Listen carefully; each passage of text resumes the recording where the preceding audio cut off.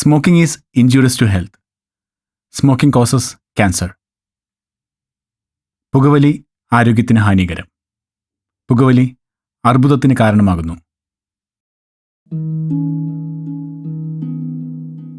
എന്റെ ജീവിതം ഇങ്ങനെ മാറുമെന്ന് ഞാൻ ഒരിക്കലും ഓർത്തില്ല. എല്ലാം എന്ത് നല്ലതായിരുന്നു. ഒരു നല്ല ഭർത്താവ്, 2 ഓമന മക്കൾ. പക്ഷേ പുകയില എല്ലാം മാറ്റിമറിച്ചു. ഇനി ഈ പടരുന്ന ക്യാൻസർ എന്റെ മുഖത്ത് നിന്ന് മുറിച്ചു മാറ്റേണ്ടി വരും.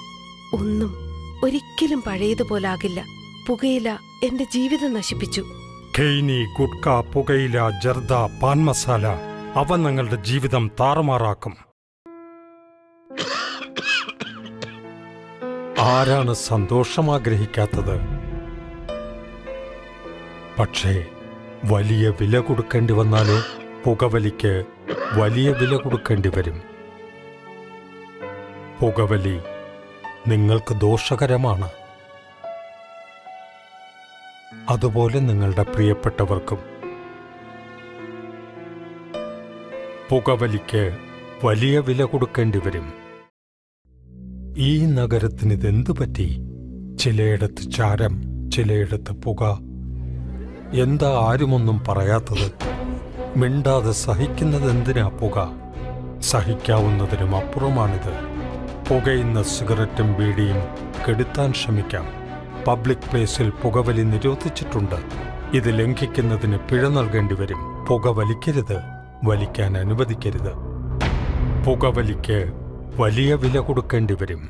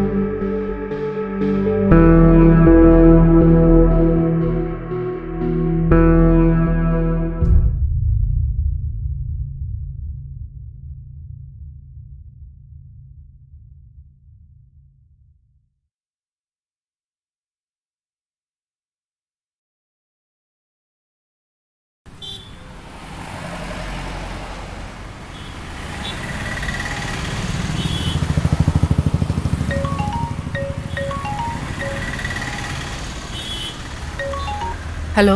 മേഡം ഇനിയൊന്നും പറയണ്ട. തുടക്കത്തിൽ ഞങ്ങളുടെ ഭാഗത്ത് നിൽക്കാന്ന് പറഞ്ഞിട്ട് ഇപ്പൊ പാലം കടന്നപ്പോ കൂരായണ. അല്ലേലും അങ്ങനെ നടക്കത്തുള്ളൂ. ഇതൊക്കെ എൻഡോസൾഫാനെ പറ്റി നിങ്ങൾ പറയുന്ന കാര്യങ്ങൾ. പക്ഷെ സത്യാവസ്ഥ മറ്റൊന്നും.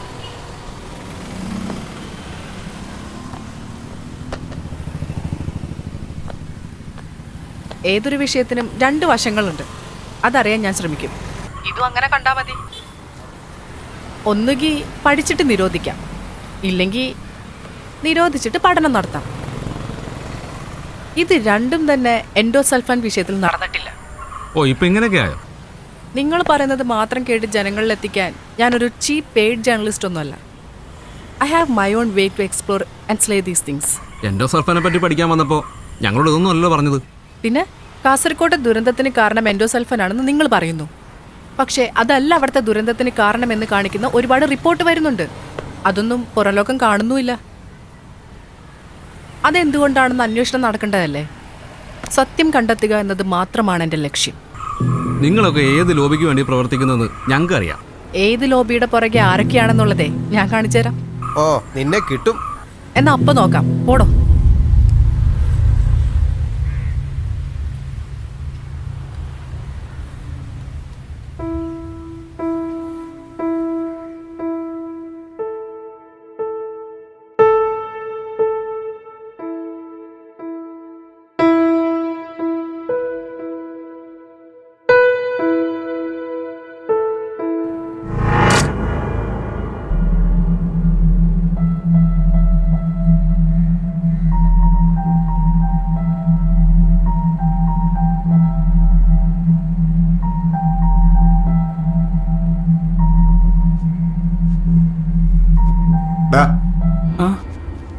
നിന്റെ അടുത്ത് ഞാൻ ക്യാമറ സെറ്റ് ചെയ്യാൻ പറഞ്ഞല്ലടാ. നീ ഇവിടെ ഓട്ടം പിടിച്ചോണ്ടിരിക്കുക. എന്താടാ? മാഡം, ഈ മാസ്ക് കറുത്ത് കിട്ടിയോളൂ. അത് കുഴപ്പമില്ല, ഇത് മതി. 10 മിനിറ്റുള്ളൂ കേട്ടോ അവർ വരാൻ. ഒന്നും ആയിട്ടില്ല അല്ലേ? മേഡം, എൻ്റെ ജോലി കഴിഞ്ഞു. പിന്നെ മേക്കപ്പ് അടിച്ച് വന്നിട്ടില്ല കേട്ടോ. അത് സാരില്ല, ഇനിയിപ്പോൾ മാസ്ക് ഉണ്ടല്ലോ. ഓക്കെ, ഓടാ.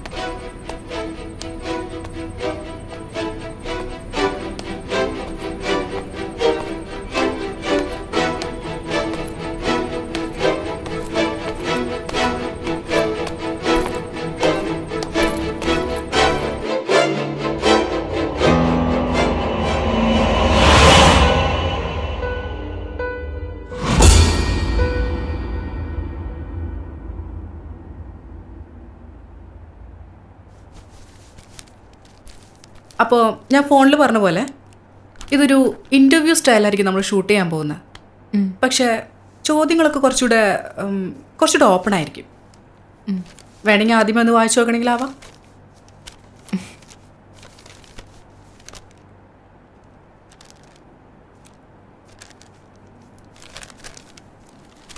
വേണ്ട, എൻ്റെ പേഴ്സണൽ ഡീറ്റെയിൽസ് ഒഴിച്ച് മറ്റെന്തും നിങ്ങൾക്ക് എന്നോട് ചോദിക്കാം. പിന്നെ ഫോണിൽ പറഞ്ഞ പോലെ നിങ്ങൾ പ്രതിയുടെയും ഇൻ്റർവ്യൂ എടുക്കുന്നുണ്ടല്ലോ അല്ലേ? ഈച്ച് കോയിൻ ഹാസ് 2 ഫേസസ് എന്നല്ലേ? കോയിൻ എന്നാണ് ഈ ഡോക്യുമെൻ്ററിയുടെ പേര്.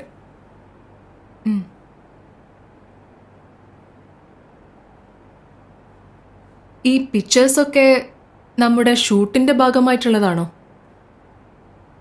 ഏയ് അല്ല, ഇവിടെ ഒരു ആർട്ട് ഗാലറി സെറ്റ് ഇട്ടിട്ടുണ്ടായിരുന്നു, ഒരു സർവൈവൽ സ്റ്റോറി. ഇതൊക്കെ അതിൻ്റെ പ്രോപ്പർട്ടീസാണ്. അവരത് കൊണ്ടുപോയിട്ടില്ലാന്ന് തോന്നുന്നു. നമ്മുടെയൊക്കെ ക്ലോസ് ഫ്രെയിംസ് ആണ്. ഡോണ്ട് വറി, ഇതൊന്നും അതിൽ വരില്ല.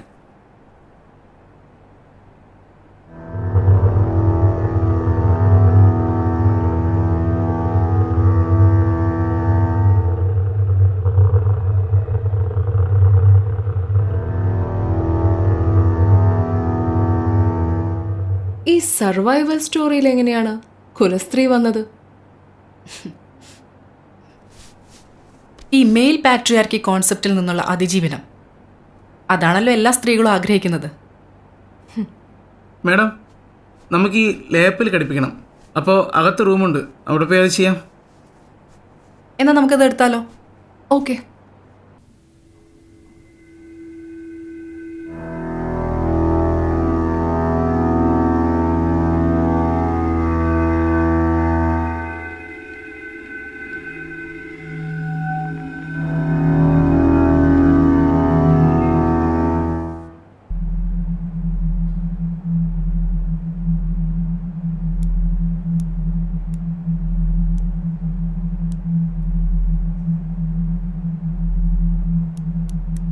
നമ്മുടെ ഫ്രെയിമിംഗ് ഇതാണ് കേട്ടോ.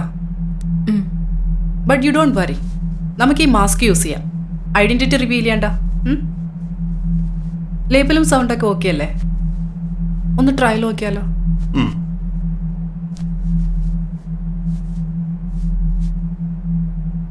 എനിക്ക് ഈ മാസ്കിന്റെ ആവശ്യമില്ല.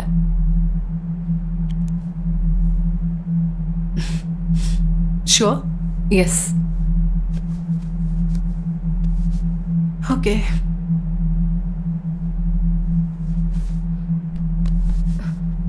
മാഡം, എനിക്കൊരു കാര്യം ചോദിക്കാനുണ്ട്. ഈ ഡാർക്ക് ആംബിയൻസ് ഒന്ന് മാറ്റിക്കൂടെ?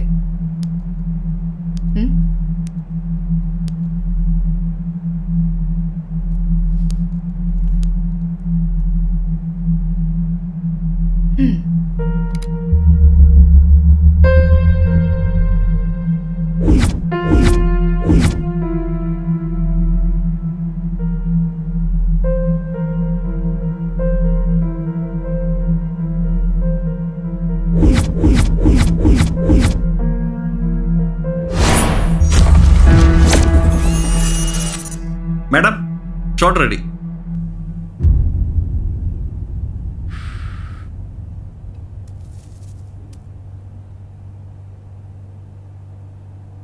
താങ്കൾ ആരാണ്? നിങ്ങൾ എന്താണ് ചെയ്യുന്നത്? എൻ്റെ പേര് നരേഷ്, കാസ്റ്റിംഗ് ഡയറക്ടറായിട്ട് വർക്ക് ചെയ്യുന്നു. ഇവിടെ എറണാകുളത്ത് 6-7 കൊല്ലമായി മോഡൽ രംഗത്തുണ്ട്. നിങ്ങൾ പുതിയൊരു ഫേം സ്റ്റാർട്ട് ചെയ്തിട്ടില്ലേ? Yes, MDL modelling. അതിപ്പോഴും ഉണ്ടോ? ആ, ഇപ്പോഴും ഉണ്ട്. എന്താണ് ഇതിൻ്റെ ഫങ്ഷൻസ്? മോഡലിംഗ് ആൻഡ് കാസ്റ്റിംഗ് ഏജൻസിയാണ്. പണ്ടൊക്കെ ഫിലിം ഇൻഡസ്ട്രിയിലേക്ക് ഒരു മോഡലിനോ ഒരു ആർട്ടിസ്റ്റിനോ കടന്നു വരാൻ പല കടമ്പകളും ഉണ്ടായിരുന്നു. ഇന്നിപ്പോൾ അത്ര ബുദ്ധിമുട്ടില്ലാതെ MDL മോഡലിംഗ് വഴി ഇൻഡസ്ട്രിയിലേക്ക് എത്താം. Project coordination, shoot, model casting for TVC, print ads, films etcetera, ഇതൊക്കെ നമ്മുടെ കമ്പനി വഴി ചെയ്യുന്നുണ്ട്. ഒരു ചോദ്യം ചോദിച്ചോട്ടെ, സിനിമയിൽ എന്താണ് ഈ കാസ്റ്റിംഗ് ഡയറക്ടറുടെ ആവശ്യകത? ഒരു കഥയ്ക്ക് സംവിധായകൻ ആവശ്യപ്പെടുന്ന കഥാപാത്രത്തെ കണ്ടെത്തി കൊടുക്കുന്ന രീതിയാണ് കാസ്റ്റിംഗ്. ഓ, തിരക്കഥാകൃത്തും സംവിധായകനും നൽകുന്ന ക്യാരക്ടർ സ്കെച്ച് വെച്ച് ഓഡിഷൻസ് മുഖേന അഭിനയിക്കാൻ വരുന്നവരുടെ പെർഫോമൻസ് വിലയിരുത്തി അപ്രോപ്രിയേറ്റ് ആയിട്ടുള്ളവരെ കണ്ടെത്തി കൊടുക്കുന്നു. മുൻനിര നടന്മാർ തുടങ്ങി ചെറുതും വലുതുമായ എല്ലാത്തരം കഥാപാത്രങ്ങളെയും കാസ്റ്റിംഗ് വഴി കണ്ടെത്തി കൊടുക്കാറുണ്ട്. പക്ഷേ ലാസ്റ്റ് ഡിസിഷൻ എപ്പോഴും സംവിധായകൻ്റേതാണ്. നമ്മുടെ ഏജൻസിയുടെ ബാനറിൽ വരുന്ന എല്ലാവർക്കും സെലക്ഷൻ പ്രോസസ്സ് മുതൽ ഷൂട്ട് തുടങ്ങി പാക്കപ്പ് വരെ അവർക്ക് വേണ്ട എല്ലാ സപ്പോർട്ടും ലഭിക്കും.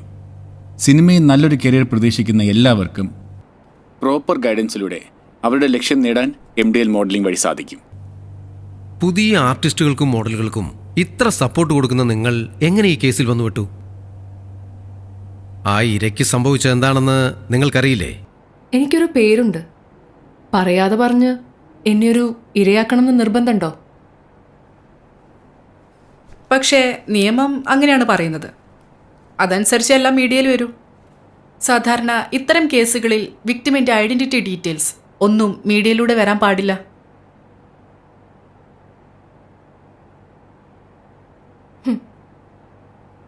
മീഡിയക്ക് എന്ത് നിയമം? ഒരു സ്ഥലത്തിന്റെയോ പ്രദേശത്തിന്റെയോ പേര് വീരപട്ടം കൽപ്പിച്ചു നൽകുന്നതാണല്ലോ ഇപ്പോഴത്തെ എല്ലാ റേപ്പ് കേസുകളിലെയും പതിവ്. അങ്ങനെയുള്ള മുൻവിധി എന്നിലൂടെ മാറുന്നുണ്ടെങ്കിൽ മാറട്ടെ. ഞാൻ അങ്ങനെ ഉദ്ദേശിച്ച് പറഞ്ഞതല്ല. It's okay.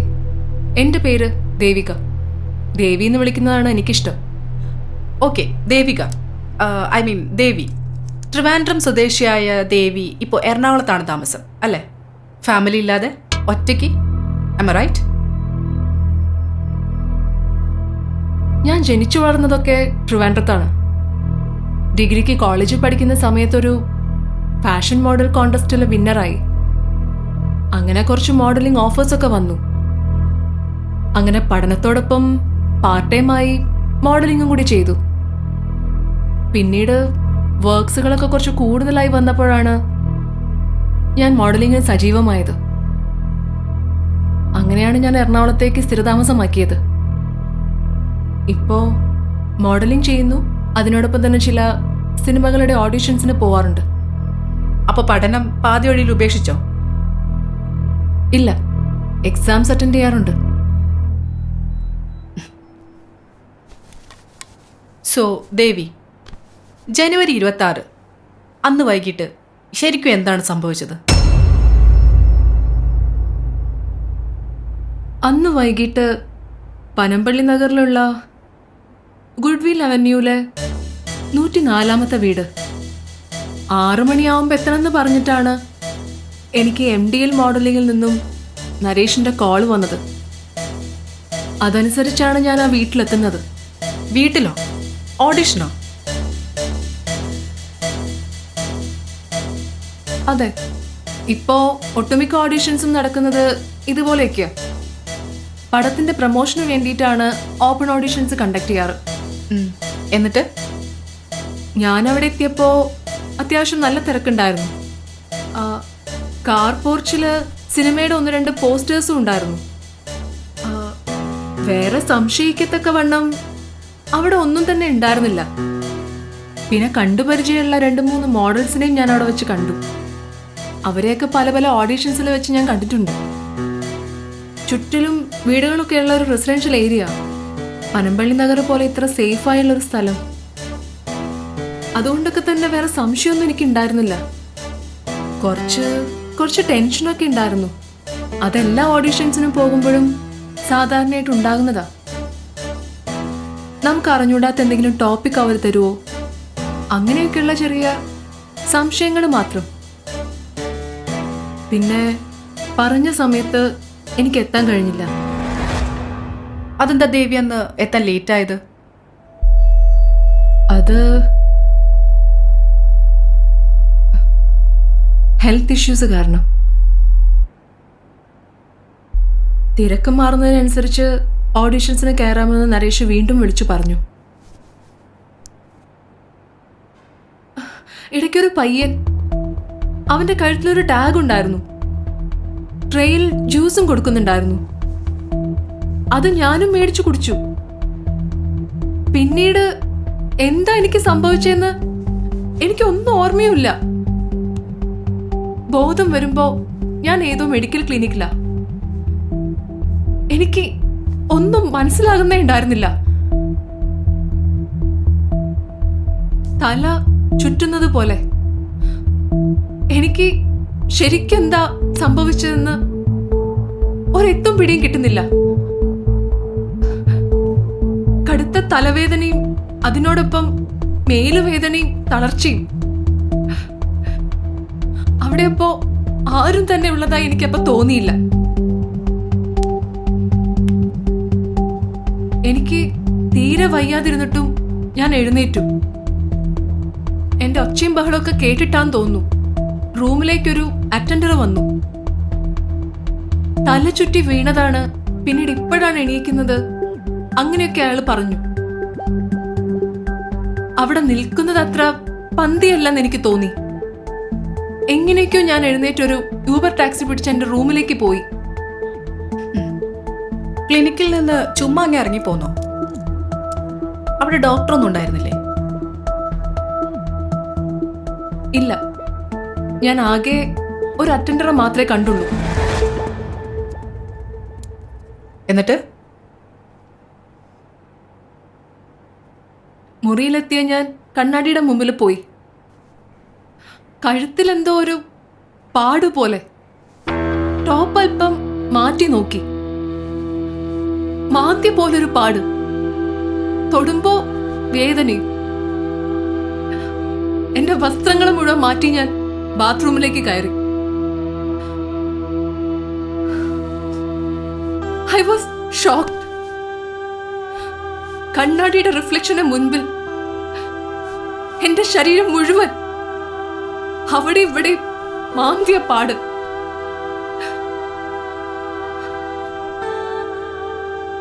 കഴുത്തിലും മാറിടത്തിലും അടിവയറ്റിലുമൊക്കെ മാന്തിയ പോലത്തെ പാട്. നമ്മൾ സൂക്ഷിച്ചുകൊണ്ട് നടക്കുന്ന നമ്മുടെ ശരീരം നമ്മൾ പോലും അറിയാതെ ഉപയോഗിക്കപ്പെട്ടു.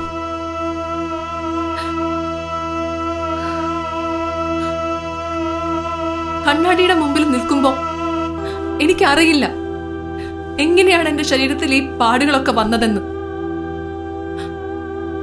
പക്ഷെ ഒരുപാട് നേരം ആ പാടുകളിലേക്ക് നോക്കി തുടങ്ങിയപ്പോ എനിക്ക് ചിലതൊക്കെ കാണാൻ സാധിച്ചു. എന്റെ ശരീരത്തിൽ മറ്റൊരാൾ കടന്നു കയറി എന്തൊക്കെയോ ചെയ്യുന്നതായി. Soon after I started feeling it. എന്നാൽ യഥാർത്ഥത്തിൽ എന്താണ് സംഭവിച്ചതെന്ന് ഒരു പിടിയുമില്ല. Sounds weird, right? വിചിത്രം.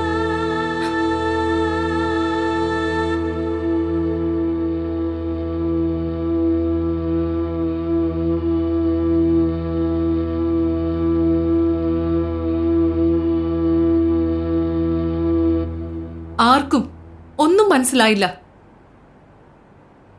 നഷ്ടപ്പെടുന്നത് എനിക്കും എന്റെ കുടുംബത്തിനും മാത്രമല്ലേ?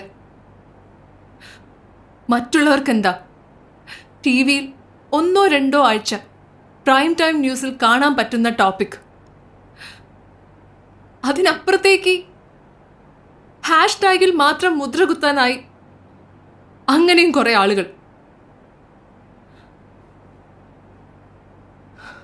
ഗ്രാജുവലി എല്ലാവരും ഇത് മറക്കും.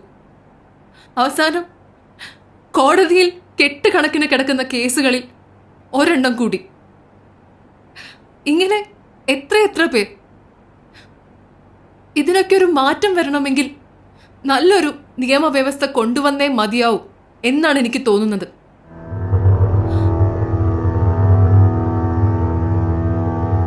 ഏതൊരാളെ പോലെ ഞാനും കരഞ്ഞു. ഒരുപാട് ആലോചിച്ചു. പിന്നീടെപ്പോഴോ ആ 4 ചുവരുകൾക്കുള്ളിൽ ഒതുങ്ങിപ്പോവേണ്ടതല്ല എന്റെ ശബ്ദമെന്ന് തിരിച്ചറിഞ്ഞപ്പോ, തെറ്റു നടന്നു എന്ന് എനിക്ക് മനസ്സിലായപ്പോ ഞാൻ ഡോക്ടർ ജിസിയുടെ അടുത്തേക്ക് പോയി. After detailed examination the results came. Yes, I was raped brutally.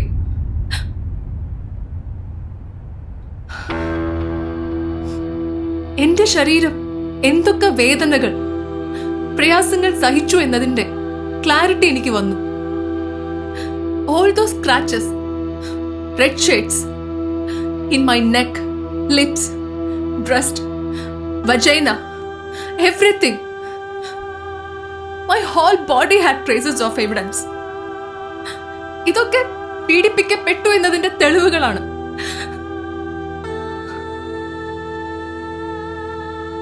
ആ മുറിവുകളും പാടുകളും ഒക്കെ സമയമെടുത്ത് ഉണങ്ങി മങ്ങി പോയേനെ. പക്ഷേ ബിനീത് മീ ഇതൊക്കെ വിങ്ങി നീറി നിൽക്കേയുള്ളൂ. ഒന്ന് കുളിച്ചാ തീരാവുന്ന പ്രശ്നം മാത്രമേ ഉള്ളൂ. പക്ഷെ നാളെ ഇത് തന്നെ ആവർത്തിക്കും. സ്ത്രീയെ എന്നും അടിച്ചമർത്താൻ സാധിക്കുമെന്ന് നല്ല ബോധ്യമുള്ളവരാണവർ. പോരാത്തതിന് സിനിമ എന്ന സ്വപ്ന ലോകം കൂടിയാകുമ്പോ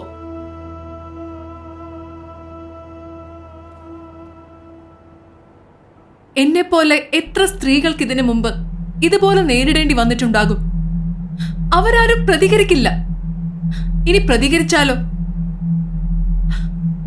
ഒരുപാട് പേരുടെ കുറ്റം പറച്ചിലും അപവാദങ്ങളും ഒക്കെ ആയി തുടങ്ങുമ്പോ തുടർന്ന് അവർക്കതൊന്നും പ്രതിരോധിക്കാൻ കഴിയില്ല. പക്ഷെ എന്റെ ജീവൻ അവസാനിക്കുന്നത് വരെ ഞാൻ പോരാട്ടം തുടരും. So I decided to fight back.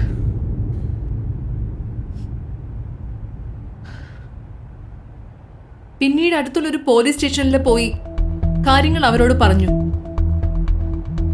അവരെന്നെ വൈദ്യപരിശോധനയ്ക്ക് വിധേയമാക്കി. തെളിവുകൾ ശേഖരിക്കാൻ ഞാൻ ധരിച്ചിരുന്ന വസ്ത്രം അവർക്ക് ആവശ്യമായിരുന്നു.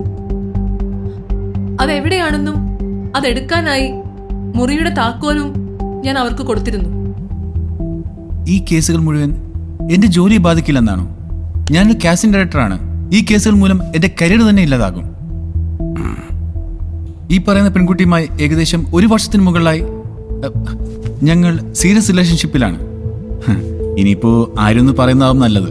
റിലേഷൻ എന്ന് പറയുമ്പോൾ ഞങ്ങൾ ഒരുമിച്ച് സമയം ചെലവഴിച്ചിട്ടുണ്ട്, എല്ലാ രീതിയിലും, ശാരീരികമായും മാനസികമായും. ഈ ബന്ധം വിവാഹത്തിലേക്ക് എത്താൻ പോകുമ്പോഴായിരുന്നു ഇങ്ങനെയൊക്കെ സംഭവിച്ചത്. എങ്ങനെയൊക്കെ? Literally speaking, she's A drug addict. അന്ന് ഞാൻ പറഞ്ഞിട്ടാണ് ദേവിക പനമ്പള്ളി നഗറിലെ വീട്ടിലേക്ക് വന്നത്. എന്ത് പറഞ്ഞാണ് നിങ്ങൾ അവരെ ഓഡിഷൻ നടക്കുന്ന വീട്ടിലേക്ക് വിളിച്ചു വരുത്തിയത്? അവളുടെ കയ്യിൽ എന്തോ ഉണ്ട്, ഇപ്പോൾ തന്നെ എന്നെ കാണണം എന്ന് പറഞ്ഞു. ഞാൻ അവളോട് പറഞ്ഞു ഇപ്പൊ കുറച്ച് തിരക്കിലാണ്, പിന്നെ കാണാം എന്നൊക്കെ. പക്ഷേ ദേവിക്ക് ഇപ്പൊ തന്നെ എന്നെ കാണണം എന്ന് പറഞ്ഞ് വാശി പിടിച്ചതുകൊണ്ട് മാത്രം, എനിക്ക് വേറെ നിവൃത്തിയൊന്നും ഇല്ലാത്തത് കൊണ്ട് ഞാൻ അവളോട് പനമ്പള്ളിയിലെ ആ വീട്ടിലേക്ക് വരാൻ പറഞ്ഞു. അന്നേരം അവിടെ വെച്ച് ബാച്ച്മേറ്റ്സ് എന്ന സിനിമയുടെ കാസ്റ്റിംഗ് ഓഡിഷൻ നടക്കുന്ന സമയമായിരുന്നു. അപ്പോ ഓഡീഷനിൽ പങ്കെടുക്കാനല്ലേ ദേവിക അവിടെ എത്തിയത്? അല്ല,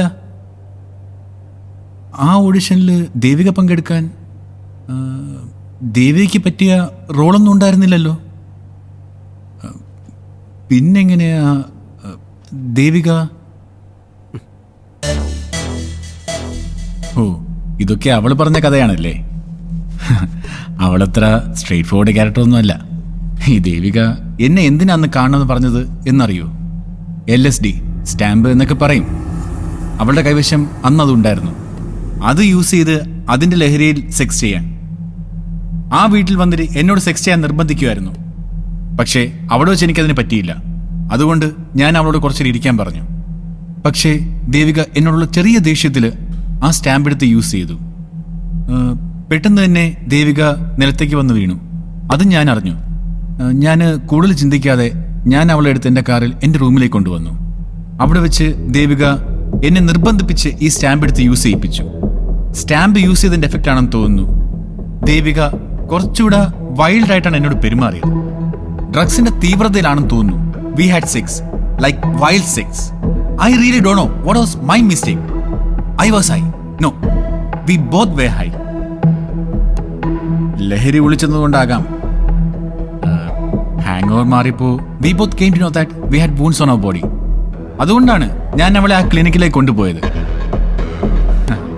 കേൾക്കുന്നവർക്ക് ഇത് ഡ്രാമയായിട്ടേ തോന്നും, but she is like that. Naresh പറഞ്ഞത് വെച്ച് നോക്കുമ്പോൾ നിങ്ങൾ പോയ ക്ലിനിക്ക് നരേഷിന്റെ വീട്ടിൽ നിന്നും 13 കിലോമീറ്റർ അപ്പുറത്താണ്. എന്നാൽ പനമ്പള്ളിയിലെ ഓഡീഷൻ നടന്ന വീട്ടിൽ നിന്നും ക്ലിനിക്കിലേക്കുള്ള ദൂരം വെറും 3 കിലോമീറ്റർ മാത്രമാണ്. വേറെ ഒരുപാട് ഹോസ്പിറ്റൽ ഉണ്ടായിട്ടും ഈ ക്ലിനിക്കിൽ തന്നെ പോകാനുള്ള കാരണം എന്താണ്? വേറെയും ഹോസ്പിറ്റൽസ് ഉണ്ടായിരുന്നു. ബട്ട് ദേവിക ഒരു മോഡലല്ലേ. മാത്രമല്ല, ഞാൻ നേരത്തെ പറഞ്ഞില്ലേ, we were in a serious relationship. അതുകൊണ്ട് പരിചയമില്ലാത്ത ഏതെങ്കിലും ഹോസ്പിറ്റലിലോ ക്ലിനിക്കിലോ പോയാൽ അത് ഞങ്ങൾക്ക് രണ്ടുപേർക്കും നാണക്കേട് ഉണ്ടാക്കുമെന്ന് കരുതിയിട്ടാണ് എനിക്ക് പരിചയമുള്ള ആ ക്ലിനിക്കിലേക്ക് പോയത്. അങ്ങോട്ട് പോകുമ്പോഴും ദേവിക അൺകോൺഷ്യസ് ആയിരുന്നു. പിന്നെ എനിക്ക് ചില ഫോൺ കോൾസ്, വർക്കുള്ളത് കൊണ്ട് എനിക്ക് തിരിച്ചു പോകേണ്ടതായിട്ട് വന്നു. പിന്നീട് തിരിച്ച് ക്ലിനിക്കിൽ വന്നപ്പോൾ ദേവിക അവിടെ നിന്ന് പോയിരുന്നു. നിങ്ങൾ പിന്നീട് അവരെ കോണ്ടാക്ട് ചെയ്യാൻ ശ്രമിച്ചില്ലേ? ഞങ്ങൾ തമ്മിൽ സീരിയസ് റിലേഷൻഷിപ്പ് ആയിട്ട് 1-2 മാസമേ ആയിട്ടുള്ളൂ. അതിനു മുമ്പ് we use to have sex, friends with benefits, no strings attached. It's quite common. We have no problems with that. ദേവിക്ക് ഇതുപോലെ ഒരുപാട് റിലേഷൻസ് ഉണ്ടായിട്ടുണ്ട്. അതുകൊണ്ട് സ്ഥിരമായി ഫോണിലൂടെ സംസാരവും ഇല്ല, ഭയങ്കര പ്രണയവും അല്ല. She always walks into my office. We had nothing to hide. അതുകൊണ്ടാ we decided to get married. മാരേജൊക്കെ ഇത്ര സില്ലിയാണോ നിങ്ങൾക്ക്? പിന്നെന്താണ് സംഭവിച്ചത്? തുടക്കത്തിൽ പോലീസുകാർക്കൊക്കെ നല്ല സഹകരണമായിരുന്നു. പക്ഷേ പിന്നീട് ഞാൻ അവരുടെ മറ്റൊരു മുഖം കൂടി കണ്ടു. ടെസ്റ്റ് കഴിഞ്ഞ് വരുമ്പോൾ കേസ് രജിസ്റ്റർ ചെയ്യണമോ എന്നായി ചോദ്യങ്ങൾ. പക്ഷേ ഞാൻ എൻ്റെ തീരുമാനത്തിൽ ഉറച്ചു നിൽക്കുന്നു എന്ന് കണ്ടപ്പോൾ അവർ FIR രജിസ്റ്റർ ചെയ്തു.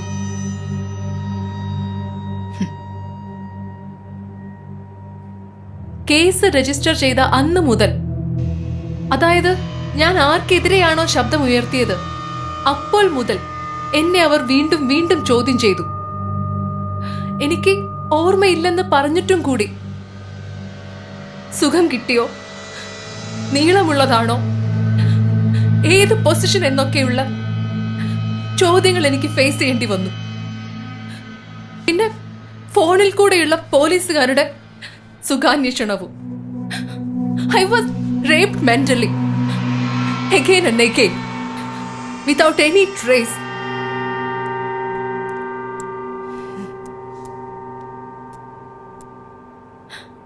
എന്റെ മുറിയിൽ ഞാൻ സൂക്ഷിച്ചു വെച്ചിരുന്ന വസ്ത്രങ്ങൾ പോലും പോലീസിന് കണ്ടെത്താൻ കഴിഞ്ഞില്ല.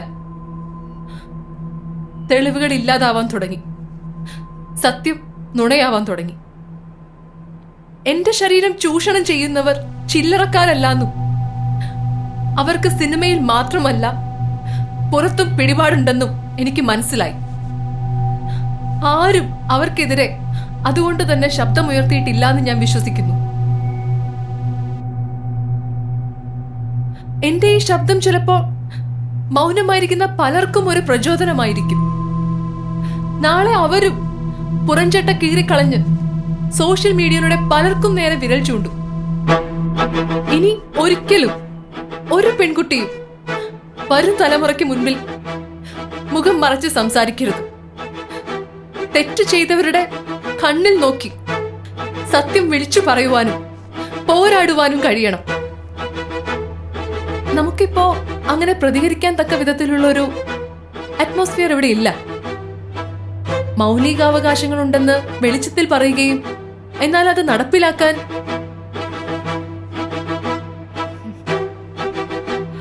കാര്യത്തോടെടുക്കുമ്പോ അതും വെറും ഒരു പൊള്ളയായ വാഗ്ദാനം മാത്രമാണെന്ന തിരിച്ചറിവ് വരും. പൊള്ളയായ വാഗ്ദാനം നൽകിയത് ഞാനോ അതോ അവളോ? ബോധമില്ലാതെ അവൾ ഓരോന്ന് പറയും ചെയ്യും. അതിനൊക്കെ അനുഭവിക്കുന്നത് ഞാനും. പുറമേ നോക്കുന്നവർക്ക് ഇതെല്ലാം ഒരു തമാശ. ഒരൊറ്റ ആരോപണം മതി ഒരാണിന്റെ മാനവും ജീവിതവും ഇല്ലാതാകാൻ. അപ്പൊ പിന്നെ പീഡിപ്പിച്ചു എന്ന് പറഞ്ഞ് കേസ് കൊടുത്താൽ അവന്റെ കാര്യം പറയണ്ടല്ലോ.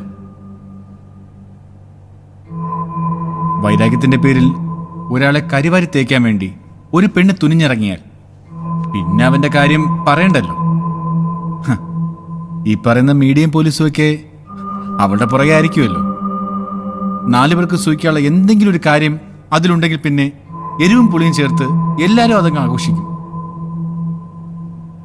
കുറ്റം ചെയ്തോ ഇല്ലെന്ന് തെളിയുന്നതിന് മുന്നേ പോലീസ് കസ്റ്റഡിയിലെടുത്ത് പ്രതിയെന്ന് മുദ്ര കുത്തും. ഒന്നും അറിയാതെ പെട്ടുപോകുന്ന എന്നെപ്പോലുള്ള സാധാരണക്കാരന് എന്ത് ചെയ്യാൻ പറ്റും? നരേഷ് അങ്ങനെ സാധാരണക്കാരനൊന്നുമല്ല. അത്യാവശ്യം പിടിപാടൊക്കെ ഉണ്ടല്ലേ? ഞാൻ മറ്റൊരു കാര്യം ചോദിച്ചോട്ടെ. എറണാകുളത്തൊരു ഓഡീഷൻ നടന്നുവെന്ന് നരേഷും ദേവികയും പറയുന്നുണ്ട്. ഒരു ഓഡീഷൻ നടക്കണമെന്നുണ്ടെങ്കിൽ ഫിലിം ചേംബറിന്റെ പെർമിഷൻ വേണം. ഇവിടെ നടന്ന ഓഡീഷന് അതൊട്ടില്ലതാനും. ഇത് ശരിക്കും ഓഡീഷൻ തന്നെ ആയിരുന്നോ? അങ്ങനെയല്ല. പെർമിഷൻ ഫൈനലാകും മാത്രമേ എടുക്കാറുള്ളത്. അത് പിന്നെ പ്രൊഡ്യൂസർ. എന്നിട്ട് അന്ന് ആ വീട്ടിൽ നടന്ന ഓഡീഷനിൽ എത്ര പേർക്ക് സെലക്ഷൻ കിട്ടി? പെട്ടെന്ന് ഇൻഡസ്ട്രിയിലേക്ക് കയറി വരുന്ന ഒരു പ്രൊഡ്യൂസർക്ക് ഡയറക്ടർ പോലും ഇല്ലാതെ ഓഡീഷൻ നടത്താൻ സാധിക്കുമോ മിസ്റ്റർ നരേഷ്? ഞാനും അവളും തമ്മിലല്ലേ പ്രശ്നം? ഒരു സിനിമയ്ക്ക് വേണ്ടതെല്ലാം ആ സിനിമയിലുണ്ട്. കേസ് ഇങ്ങനെ ആയതുകൊണ്ട് ആ പേരൊക്കെ പറയാൻ ബുദ്ധിമുട്ടാണ്. ഇനിയിപ്പോൾ അതേ പേരിൽ ആ സിനിമ വരുമോന്നും അറിയില്ല. ദേവിക നൽകിയ പരാതിയിൽ താങ്കളുടെ പേര് എവിടെയും പറയുന്നില്ല. മറിച്ച് ഓഡീഷൻ നടത്തിയ വീട്ടുടമസ്ഥനെതിരെയും സിനിമാ പ്രൊഡ്യൂസർക്കെതിരെയുമാണ്. അത് രണ്ടും ഒരാൾ തന്നെ. ആ രീതിയിൽ ഒരു അന്വേഷണം പോകാതിരിക്കാൻ വേണ്ടിയിട്ട് കൂടിയാണോ നരേഷ് പ്രതിയാകപ്പെട്ടത്? അങ്ങനെ ആവാലോ. ചുറ്റുമുള്ളവർക്കൊക്കെ രണ്ട് മുഖങ്ങളുണ്ട്. തുടർന്ന് എന്തായി തീരും എന്നെനിക്കറിയില്ല. പക്ഷേ ഒരാളുടെ മുമ്പിലും ഞാൻ തലകുനിക്കില്ല. ഈ ഇന്റർവ്യൂ കൂടി വരുമ്പോ എനിക്കെതിരെ കൊലപാതക ശ്രമം വരെ ഉണ്ടാവുമെന്ന് ഞാൻ ഉറപ്പിച്ചു പറയുന്നില്ല. ചിലപ്പോ അതും ഉണ്ടാവും. ഇതെല്ലാം മറ്റെന്തിനോ വേണ്ടി ഞാൻ ചെയ്യുന്നതാണെന്ന് പറഞ്ഞ് എനിക്ക് ജീവിക്കാൻ കഴിയാത്ത തക്കവണ്ണം അവരെല്ലാം വളച്ചൊടിച്ചേക്കാം. പക്ഷെ എന്തൊക്കെ സംഭവിച്ചാലും എന്റെ കയ്യിലുള്ള തെളിവ് എന്റെ ശരീരം മാത്രമാണ്.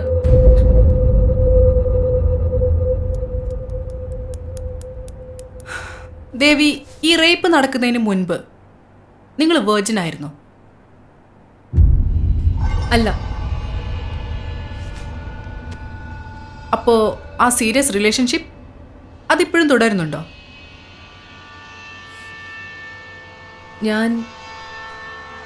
എനിക്ക് സീരിയസ് റിലേഷൻഷിപ്പ് ഒന്നും ഉണ്ടായിട്ടില്ല. ദേവിയുടെ ഈ ലൈഫ് സ്റ്റൈൽ അത് ശരിയാണെന്ന് തോന്നുന്നുണ്ടോ?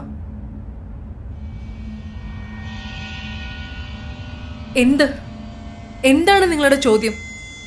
ഇപ്പൊ ഞാൻ റേപ്പ് ചെയ്യപ്പെട്ടതോ അതോ ഞാൻ വെർജിൻ അല്ലാത്തതോ? എന്താണ് നിങ്ങളുടെ പ്രശ്നം? റേപ്പ് ചെയ്യപ്പെട്ടത് എന്റെ അറിവോട് കൂടിയല്ല. And it's a crime. എന്റെ വെർജിനിറ്റിയെ സംബന്ധിച്ചുള്ള കാര്യങ്ങൾ എന്റെ പേഴ്സണൽ കാര്യങ്ങളാണ്. And that's none of your business.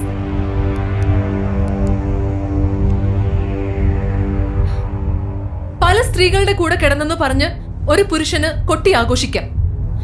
പക്ഷേ നളിനി ജമലിയെ പോലുള്ളവർ അത് തുറന്നു പറയുമ്പോൾ അവർ മോശക്കാരിയാകുന്നു. ഞാൻ വെർജിൻ ആകുന്നതോ അല്ലാത്തതോ എന്തു തന്നെ ആയാലും ഇവിടെ ഇപ്പോ എനിക്കെതിരെ തെറ്റു നടന്നിരിക്കുന്നു.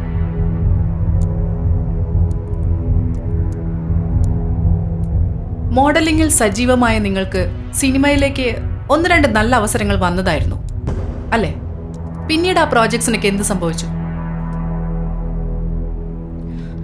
സിനിമ എനിക്ക് ഇഷ്ടമുള്ള മേഖല തന്നെയാണ്. പക്ഷേ അതിനൊരു ഭാഗ്യം കൂടി വേണം. അബദ്ധവശാൽ എന്റെ ഭാഗ്യം ആ ഒരു ഓഡിഷനോട് കൂടി തന്നെ തീർന്നു. MDL മോഡലിംഗ് ഏജൻസി വഴിയാണ് ഞാൻ ഓഡിഷൻസിന് പോവാറ്. ഒരു സിനിമയുടെ ഇനീഷ്യൽ സ്റ്റേജ് മാത്രമാണ് ഓഡിഷൻ.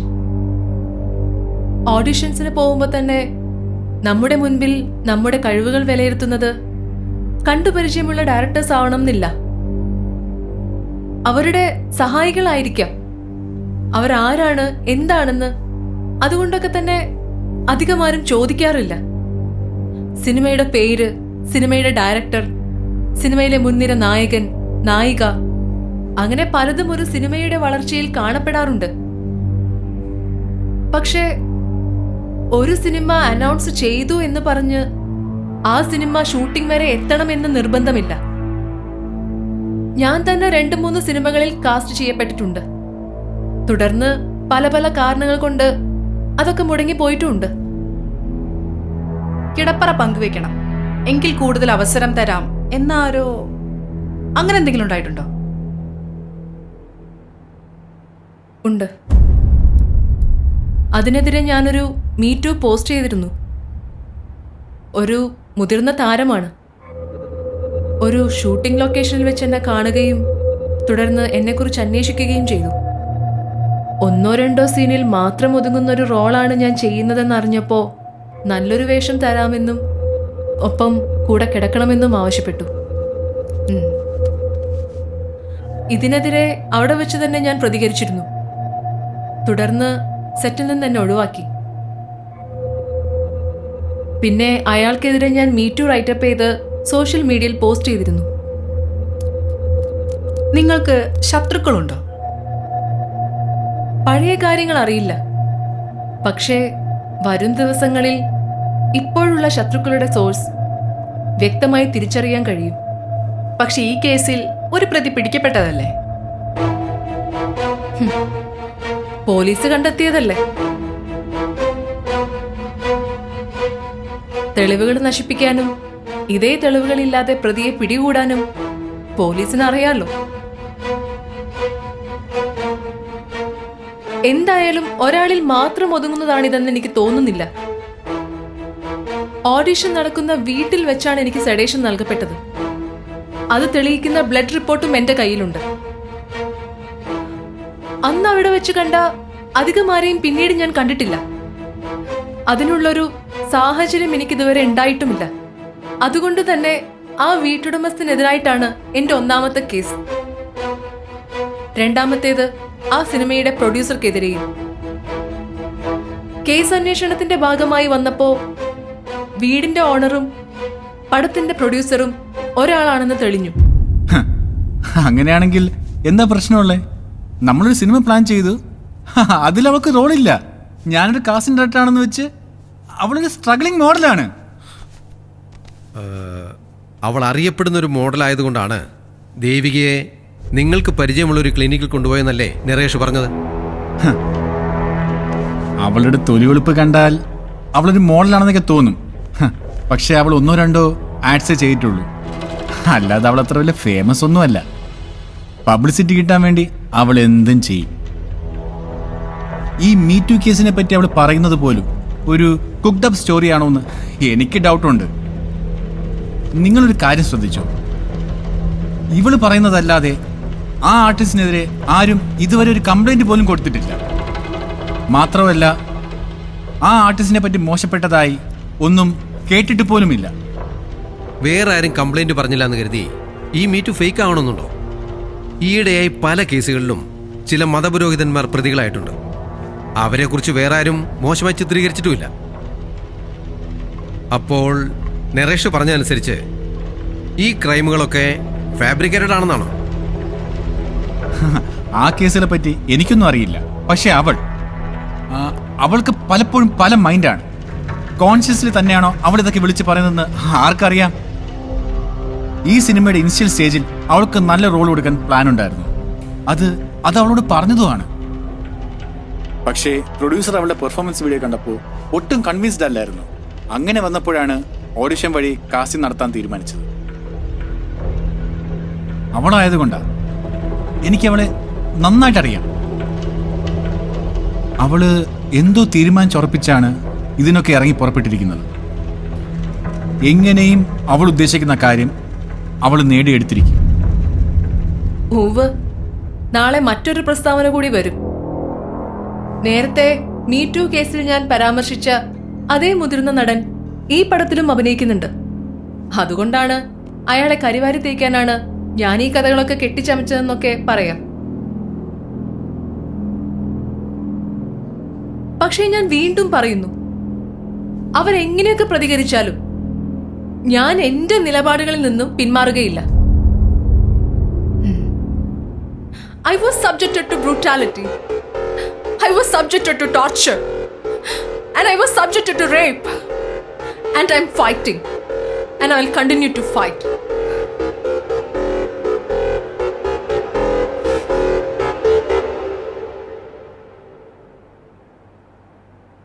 പീഡന കേസുകളിൽ പെട്ടിട്ടുള്ള പെൺകുട്ടികൾ എങ്ങനെ ജീവിക്കുന്നു എന്ന് ആരെങ്കിലും ചിന്തിച്ചിട്ടുണ്ടോ? എത്ര കഷ്ടപ്പെട്ടിട്ടാണെങ്കിലും ജീവിക്കാൻ പറ്റുമെന്ന് ഞാൻ കാണിച്ചു തന്നെ കൊടുക്കും. ഈ സിനിമ നമ്മൾ കാണുന്ന പോലെ ഒരു സ്വപ്നമൊന്നുമല്ല. വിഭജനത്തിന്റെ കൊടുമുടിയാണ്. ചില ഷൂട്ടിംഗ് സെറ്റുകളിൽ ഭക്ഷണം വിളമ്പുന്നത് വരെ 3 തട്ടായിട്ടാണ്. യൂണിറ്റുകാർക്കും ജൂനിയർ ആർട്ടിസ്റ്റുകൾക്കും വെവ്വേറെ ഭക്ഷണം. രാത്രി ഷൂട്ട് കഴിഞ്ഞാൽ ഭക്ഷണം പോലും കൊടുക്കാതെ ജൂനിയർ ആർട്ടിസ്റ്റുകളെ വിടുന്ന ചരിത്രവും സിനിമയ്ക്കുണ്ട്. ഇതിനൊന്നുമെതിരെ ആരും പ്രതികരിക്കുക പോലുമില്ല. എന്നിട്ട് പുറം ലോകത്തെ കാര്യത്തിൽ തലയിടാൻ സാമർത്ഥ്യം കാണിക്കുകയും ചെയ്യും. പ്രതികരിച്ചാലോ പിന്നെ അവർ സിനിമയിലില്ല. അപ്പോ പിന്നെ എന്നെ പോലുള്ളവർക്ക് ആരിൽ നിന്നാണ് നീതി ലഭിക്കേണ്ടത്?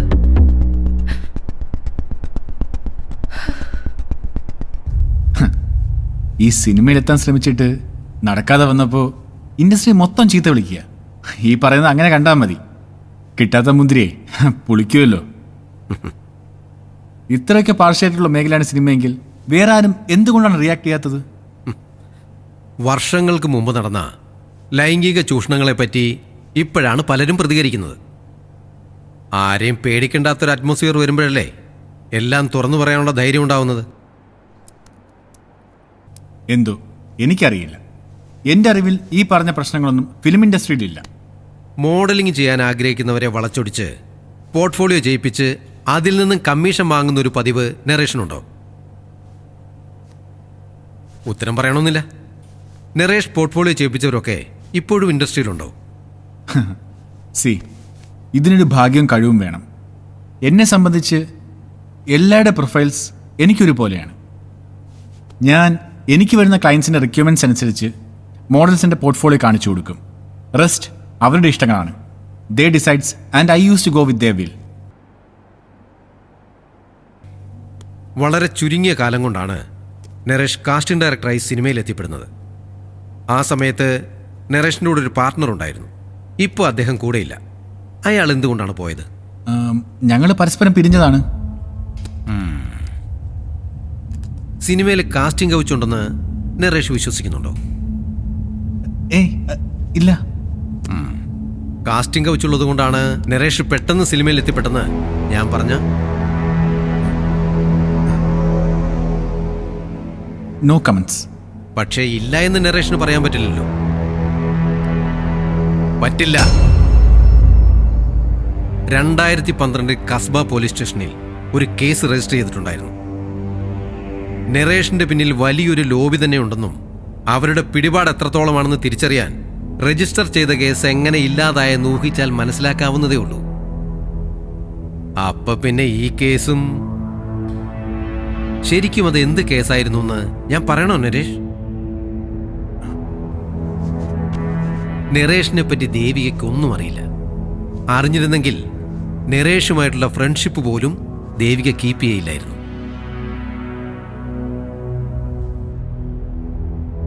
ഈ നരേഷിനെ എങ്ങനെയാണ് പരിചയം?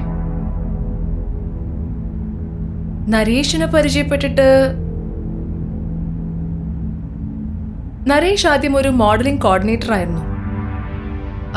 ഇടയ്ക്ക് വെച്ചിട്ട് അവനും അവനൊരു ഫ്രണ്ടും കൂടി ഒരു ഓൺ ഫേം സ്റ്റാർട്ട് ചെയ്തു. MDL മോഡലിംഗ് ഏജൻസി തന്നെ. പക്ഷേ പുതിയതായതുകൊണ്ട് അത്ര മൈലേജ് ഒന്നും ഇല്ലായിരുന്നു. But soon Naresh somehow got into films. And one day I got his call asking me whether I would act or not. പെട്ടെന്ന് മറ്റൊരാൾ ഫോൺ എടുത്ത് സംസാരിച്ചു. ആ ശബ്ദം ആരുടേതാണെന്ന് അപ്പം തന്നെ എനിക്ക് മനസ്സിലായി. ഗോപാലകൃഷ്ണൻ സാറായിരുന്നു. എന്നോട് സാറിന്റെ അടുത്ത മൂവിയിൽ ആക്ട് ചെയ്യുന്നുണ്ടോ എന്നായിരുന്നു ചോദ്യം. And I was shocked. Modelling ചെയ്യുമ്പോൾ പോലും സിനിമയിലൊരു ഫ്യൂച്ചർ കണ്ടിരുന്നില്ല. ഞാൻ ഈ വർക്ക് കമ്മിറ്റ് ചെയ്താൽ അവന് കാസ്റ്റിംഗ് ഡയറക്ടറായിട്ടൊരു ഓപ്പണിംഗ് കിട്ടും. അവനും കൂടി വേണ്ടിയിട്ടാണ് ഞാൻ I went to see Gopalakrishnan sir in personal. Then I committed that film after knowing that character. ഓഡിയൻസിന് ഫെമിലിയർ അല്ലാത്തൊരു ഫേസിന് പ്രൊഡ്യൂസറെ കിട്ടാൻ നല്ല ബുദ്ധിമുട്ടായിരിക്കും. ആ ബുദ്ധിമുട്ട് ഞാൻ മൂലം സാറിനും ഉണ്ടായി. ചെയ്യുവാണെങ്കിൽ ആ പ്രൊജക്റ്റ് എന്നെ വെച്ച് ചെയ്യുള്ളൂ എന്ന് സാറ് പറഞ്ഞതുകൊണ്ട് പിന്നീട് ആ പ്രൊജക്റ്റ് ഡ്രോപ്പ് ചെയ്തു. പിന്നെ വേറെ 2 പ്രൊജക്റ്റിന് നരേഷിനെ കാസ്റ്റ് ചെയ്തു. അതിലൊരു പടത്തിലാണ് മീറ്റുവിന് ആസ്പദമായ ഇൻസിഡൻറ്റ് നടന്നത്. 2ാമത്തെ പടത്തിൽ കുറച്ച് ടെക്നിക്കൽ ഇഷ്യൂസ് കാരണം എനിക്ക് ആ സെറ്റിൽ ജോയിൻ ചെയ്യാൻ പറ്റിയില്ല. ആ ഒരു ഇൻസിഡൻറ്റിന് ശേഷമാണ് ഞാനും നരേഷും ഫ്രണ്ട്സ് ആവുന്നത്. പിന്നീട് 2-3 സിനിമകളിൽ നരേഷ് കാസ്റ്റിംഗ് ഡയറക്ടറായി വർക്ക് ചെയ്തു. അവൻ വഴിയായിട്ടാണ് സിനിമയുടെ ഓഡിഷൻസ് ഒക്കെ ഞാൻ അറിയുന്നത്. ഇപ്പോൾ 1 വർഷമായി കാണും ഞാനും നരേഷും പരിചയപ്പെട്ടിട്ട്. നിങ്ങൾ തമ്മിൽ എന്ത് തരത്തിലുള്ള ബന്ധമാണുള്ളത്? We are just friends. ഒരു സുഹൃത്ത് വലയത്തിനപ്പുറത്ത് വേറെ ഒരു ബന്ധമല്ലേ? ഇല്ല.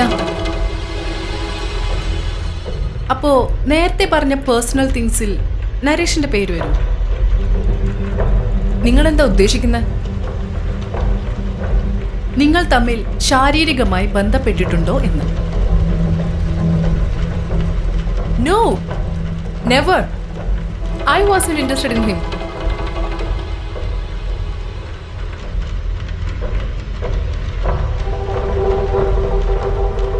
അപ്പോ നിങ്ങൾ തമ്മിൽ സീരിയസ് റിലേഷൻഷിപ്പിലാണെന്നും കല്യാണത്തിനെത്തുന്നതിന് തൊട്ടു മുൻപാണ് ഇങ്ങനെയൊക്കെ സംഭവിച്ചതെന്നും നരേഷ് പോലീസിന് മൊഴി കൊടുത്തതോ? അങ്ങനെയൊന്നും ഉണ്ടായിട്ടില്ല. ഞങ്ങൾ തമ്മിൽ അങ്ങനെ ഒരു റിലേഷൻഷിപ്പ് പോലും ഇല്ല. കേസിൽ നരേഷിന്റെ പേര് വന്നപ്പോ ഐ വാസ് ഷോക്ക്ഡ്. ഒരു കാര്യം എനിക്ക് മനസ്സിലായി. ലക്ഷ്യസ്ഥാനത്തേക്ക് എത്താതിരിക്കാനുള്ള ഒരു തന്ത്രം മാത്രമാണ് നരേഷ്. വർക്ക് റിലേറ്റഡ് കാര്യങ്ങൾക്കല്ലാതെ we never use to meet. ഉറപ്പാണോ? ഈ ഇൻസിഡന്റ് അത് നടക്കുന്നതിന്റെ തലേ ദിവസം നിങ്ങൾ എവിടെയായിരുന്നു? ഞാനൊരു വർക്കിലായിരുന്നു. അപ്പോ നരേഷിന്റെ ഓഫീസിൽ പോയത് എന്തിനാണ്?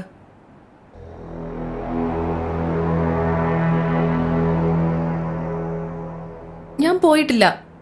ഞാൻ നേരത്തെ പറഞ്ഞല്ലോ, ഞാനൊരു വർക്കിലായിരുന്നു.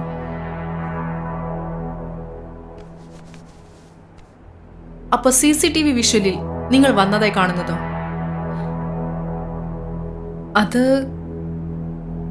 അത് പിന്നെ വർക്ക് റിലേറ്റഡ് ആയിട്ട് പോയതാ. അന്ന് മാത്രമല്ല, കഴിഞ്ഞ മാസം 4-ന്, 17-ന്, പിന്നെ 27-ന്, അതിനു മുമ്പത്തെ മാസം ഒരു 4-5 വട്ടം. അങ്ങനെ ഒരുപാട് വട്ടം. അവള് വന്നാൽ ഒരു 4-5 മണിക്കൂറോളം എൻ്റെ കൂടെയാണ്. ഡ്രഗ്സും അതും ഇതുമൊക്കെ ആയിട്ട് അങ്ങ് പോകും. നിങ്ങൾ തമ്മിൽ എത്ര തവണ ശാരീരികമായി ബന്ധപ്പെട്ടിട്ടുണ്ടെന്നും എവിടെയൊക്കെ വെച്ച് ചെയ്തിട്ടുണ്ടെന്നും നരേഷ് കൃത്യമായി പോലീസിന് മൊഴി കൊടുത്തിട്ടുണ്ട്. തലേന്ന് ഓഫീസിൽ വെച്ചും ഇങ്ങനൊന്നും നടന്നിട്ടില്ല. ഒരു പ്രൊഫഷണൽ റിലേഷൻഷിപ്പിനപ്പുറത്തേക്ക് മറ്റൊന്നും ഞാനും നരേഷും തമ്മിലില്ല. ബാക്കിയെല്ലാം എന്റെ പേഴ്സണൽ ലൈഫാണ്. അതൊന്നും ഞാൻ ഇവിടെ ഡിസ്ക്ലോസ് ചെയ്യാൻ ആഗ്രഹിക്കുന്നില്ല.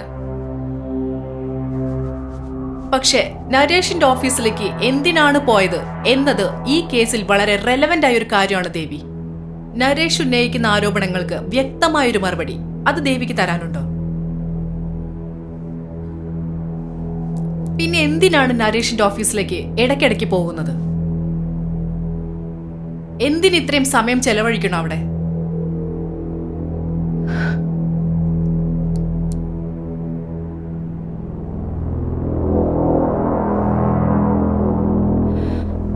മെയിൻ സ്ട്രീമിലുള്ള ഒരു ആക്ടറായിട്ട് എനിക്ക് റിലേഷൻ ഉണ്ടായിരുന്നു. ഞങ്ങളുടെ മീറ്റിംഗ് പ്ലേസ് ആയിരുന്നു നരേഷിന്റെ ഓഫീസ്. നരേഷ് പറഞ്ഞ ദിവസങ്ങളിലെല്ലാം ഞാൻ അവിടെ പോയത് അയാളെ കാണാനാണ്. പക്ഷേ തലേ ദിവസം കോംപ്രമൈസ് ടോക്കിന് നരേഷ് വിളിച്ചിട്ടാണ് ഞാൻ പോയത്. അങ്ങനെ ആരാ പറഞ്ഞേ? അവളല്ലേ പറഞ്ഞേ? ഓക്കെ, അതങ്ങനെ തന്നെ ആവട്ടെ. അങ്ങനെ ഒരാൾ ഉണ്ടെന്ന് തന്നെ വെക്കേ. എന്നിട്ട് അയാളിപ്പോ എവിടെ? ഞങ്ങൾ ബ്രേക്കപ്പായി മീറ്റു ആയിട്ട് ബന്ധപ്പെട്ട്. മീറ്റു ആയിട്ട് എങ്ങനെയാ? മീറ്റുവിൽ ഞാൻ സ്പോട്ട് ഔട്ട് ചെയ്തത് അയാളുടെ സുഹൃത്തിനെയായിരുന്നു. അങ്ങനെ ഒരാളുണ്ടെങ്കിൽ അത് ആരാണെന്ന് അവള് തന്നെ പറയട്ടെ. അയാൾ മുന്നിൽ വന്നാൽ അപ്പൊ ഞാൻ പറഞ്ഞ മുഴുവൻ കള്ളമാവുമല്ലോ. സോറി. അതാരാണെന്ന് വെളിപ്പെടുത്താൻ എനിക്ക് ബുദ്ധിമുട്ടുണ്ട്. ആ ഒരു മ്യൂച്വൽ അണ്ടർസ്റ്റാൻഡിങ്ങിന്റെ പേരിലാണ് ഞങ്ങൾ തമ്മിൽ സെപ്പറേറ്റ് ആയത്.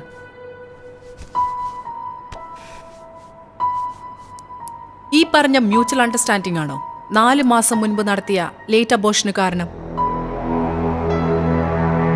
ഒക്ടോബർ 10-ന് ഒരു ആക്സിഡന്റിനെ തുടർന്ന് എറണാകുളത്തെ ഹോസ്പിറ്റലിൽ വെച്ച് ദേവിക്ക് ഒരു അബോർഷൻ നടത്തിയിരുന്നു. അതിന് ശരിക്കുള്ള കാരണം എന്താണ്? പേര് പറയാൻ ബുദ്ധിമുട്ടുണ്ട്. അയാളൊരു ബഡ്ഡിംഗ് ആക്ടറായിരുന്നു. എൻ്റെ മീറ്റു പോസ്റ്റ് കാരണം അയാൾക്കും ഇൻഡസ്ട്രിയിൽ നിന്ന് പ്രശ്നങ്ങളുണ്ടായി. പോസ്റ്റ് റിമൂവ് ചെയ്യണമെന്ന് പറഞ്ഞ് ഞങ്ങൾക്കിടയിലും പ്രോബ്ലംസ് ഉണ്ടായി. അങ്ങനെ ആക്സിഡന്റിലുണ്ടായ വെറുതെ ഒരു ഫൈറ്റ് അല്ല, a hit on your abdomen. That wasn't an accident, my dear. It domestic violence. It led to a blood clot on your placenta. അങ്ങനെയാണ് ഫോഴ്സ്ഡ് അബോർഷനിലേക്ക് എത്തിച്ചത്. But I think, Devi, you did a mistake. You covered up for a wrong person. കൂടെ കരുത്തായി നിൽക്കേണ്ട ഒരാൾ തന്നെ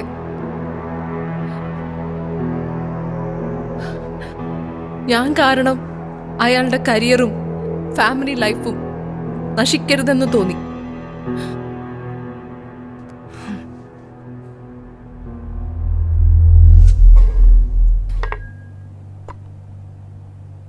ദേവികയെ കല്യാണം വരെ കഴിക്കാൻ ആഗ്രഹിച്ച ഒരാൾക്ക് അവൾക്ക് സംഭവിച്ച അബോർഷനെ കുറിച്ച് അറിയേണ്ടതല്ലേ? അബോർഷൻ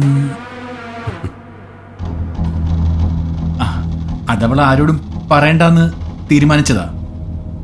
അതാ പെട്ടെന്ന് ചോദിച്ചപ്പോ ഓർമ്മ വരാതിരുന്നത്. പിന്നെ ഇതൊന്നും അവൾക്കത്ര പ്രശ്നമൊന്നുമല്ല. പിന്നെ ഇപ്പൊ ഇത് കുത്തിപ്പൊക്കിക്കൊണ്ടുവരുന്നത് ഇതൊക്കെ ആളുകൾ അറിയുമ്പോ സെന്റിമെന്റ്സ് വർക്കൗട്ടാവും. അതിനുവേണ്ടി തന്നെയാണ്. അവള് നല്ല നടിയാണ്, ക്യാമറയ്ക്ക് മുന്നിലും ജീവിതത്തിലും.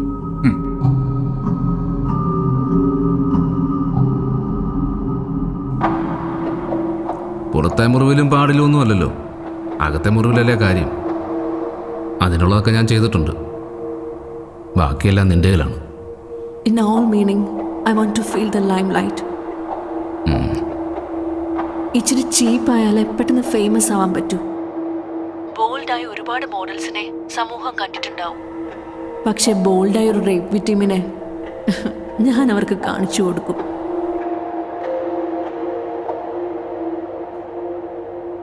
നേരിട്ടല്ലെങ്കിലും നിങ്ങളെ പരാമർശിച്ചുകൊണ്ടൊരു ഷോർട്ട് ഫിലിം സോഷ്യൽ മീഡിയയിൽ പ്രചരിക്കുന്നുണ്ട്. അത് ദേവിയുടെ ശ്രദ്ധയിൽപ്പെട്ടിരുന്നോ? ഈ ഷോർട്ട് ഫിലിമിൽ കേസിന്റെ പല കാര്യങ്ങളും മറ്റൊരു രീതിയിൽ വളച്ചൊടിച്ചിരിക്കുകയാണ്. അതിനോട് പ്രതികരിക്കാൻ എനിക്ക് താല്പര്യമില്ല. നിങ്ങൾ ചിന്തിക്കേണ്ട മറ്റൊരു കാര്യമുണ്ട്.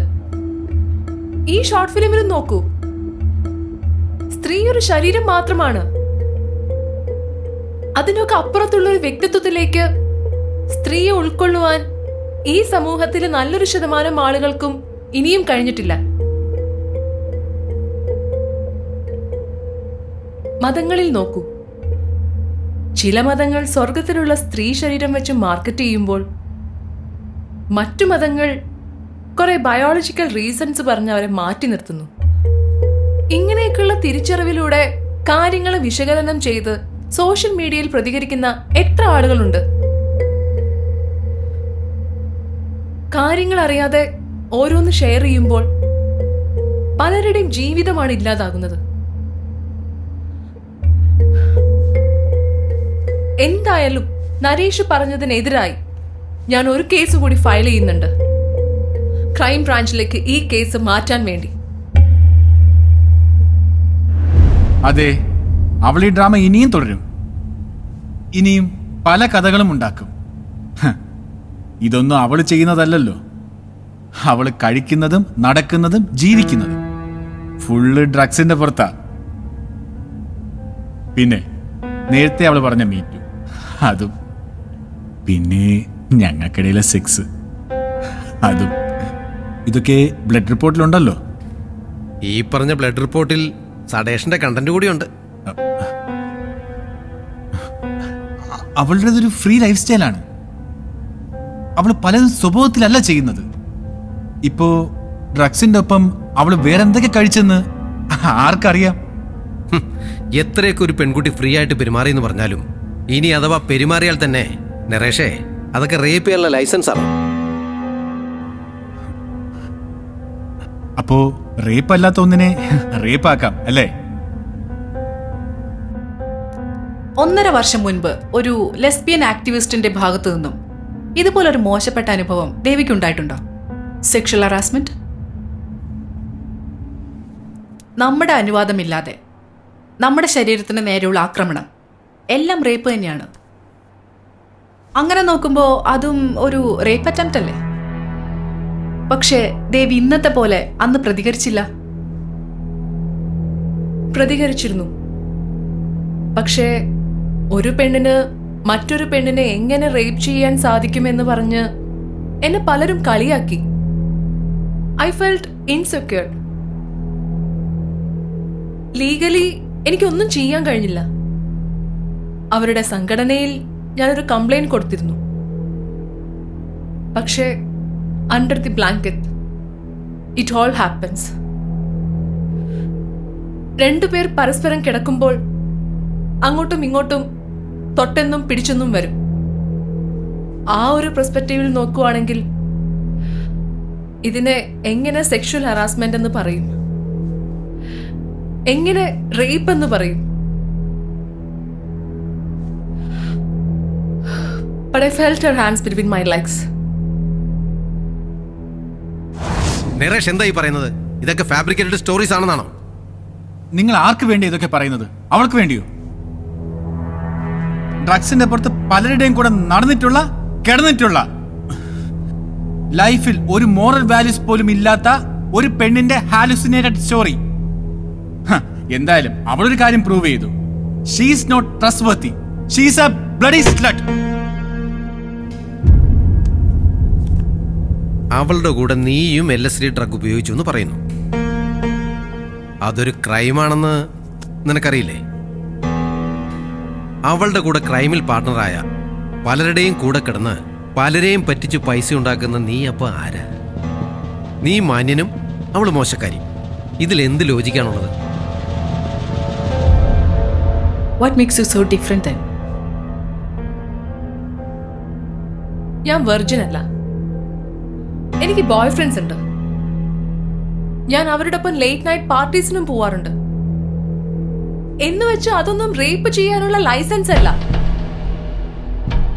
നിങ്ങളൊരു കാര്യം മനസ്സിലാക്കണം.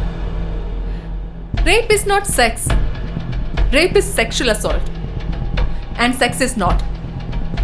രണ്ടും 2 എക്സ്ട്രീമിൽ നിൽക്കുന്നതാണ്. ഞാൻ റേപ്പ് ചെയ്യപ്പെട്ടു എന്ന് എനിക്ക് ബോധ്യമുണ്ട്. I was sedated and raped. Raped brutally.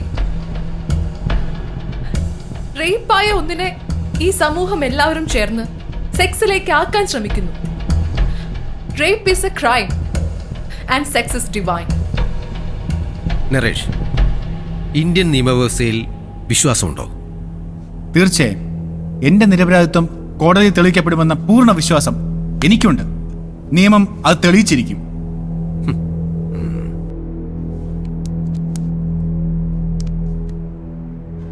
Indian നിയമവ്യവസ്ഥയിൽ ദേവിക്ക് വിശ്വാസമുണ്ടോ? Hey, what happened? Power failure madam. Damn it.